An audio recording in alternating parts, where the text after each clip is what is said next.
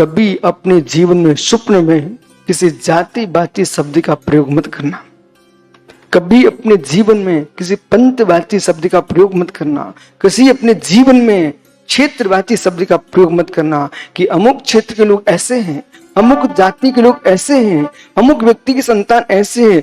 मेरे मित्र, तुम अखंडता को खंड खंड कर दोगे। विश्व की और राष्ट्र की अखंडता चाहिए तो व्यक्तिगत बात कीजिए मेरे मित्र, समाज की बात मत कीजिए। ऐसा मत कहो कि रावण के पिता की संतान ऐसी थी। आप ऐसा बोले रावण ऐसा था, और यदि रावण के माता पिता का दोष होता पूर्ण रूप से, तो विभीषण को भी वैसा होना चाहिए था। इतनी मुर्जाज यहां बैठे हुए हैं, इन सबके भैया साधु हैं क्या?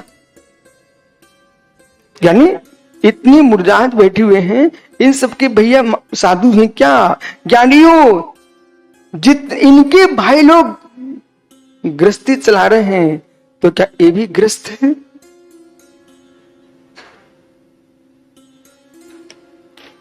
मस्तिष्क को ठंडा करो, मस्तिष्क को ठंडा करो, अब समझ में आएगा। मऊ वाले भैया, आपको मालूम, यदि आपके गांव का कोई नाम ले ना, तो लोगों का सोच बदल जाता है। आप समझ गए ना?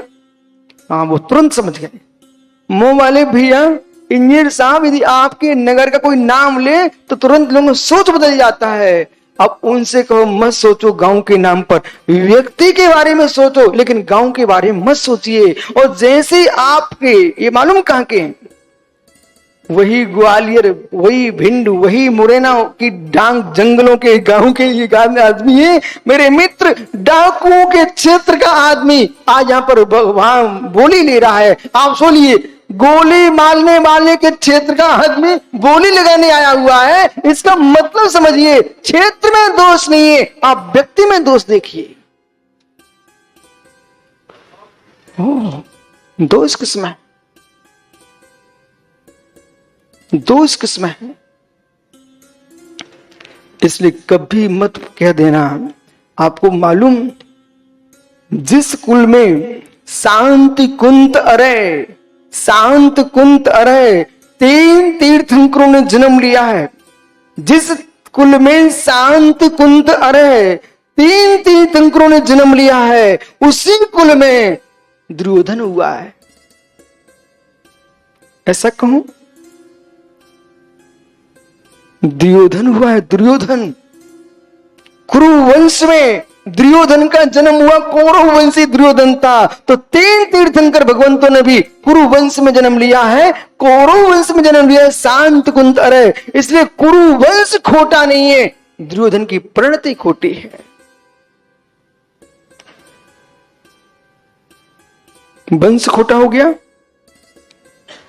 वंश खोटा हो गया। कभी मत कह देना देश की अखंडता छार छार हो जाएगी, समाज की एकता समाप्त हो जाएगी। इसलिए मित्र, व्यक्तिगत दोषों को लेकर के समाज का दोष नहीं। खेत में उगते बमूल का कांटा तुमको लग जाए, खेत में उगते बमूल का कांटा आपको लग जाए, तो उस बगीचे के पूरे वृक्ष काट के मत फेंक देना। और पुनः सुनिए, कहीं कांटा लग ही जाए तब भी बमूल को भी काट के मत फेंकिए।